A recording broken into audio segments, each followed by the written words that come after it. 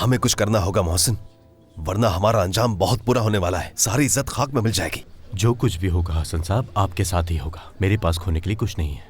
ज्यादा से ज्यादा नौकरी चली जाएगी। और ये रकम मैंने नहीं ली है। जैसा आपने मुझे कहा मैंने वही किया। अब इस बात से कोई फर्क नहीं पड़ता। हम चारों तरफ से मुसीबत में घिर चुके हैं।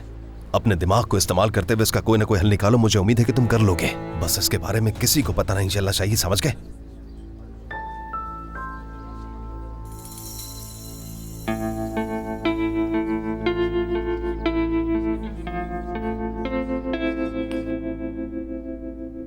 अब बेहतर है ना?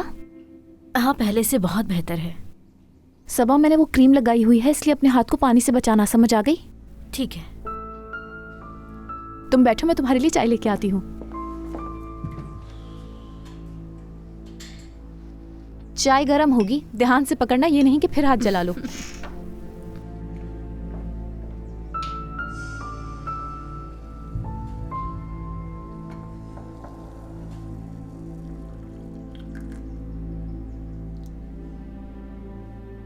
ऐसे क्यों देख रही हो? क्या कुछ कहना है?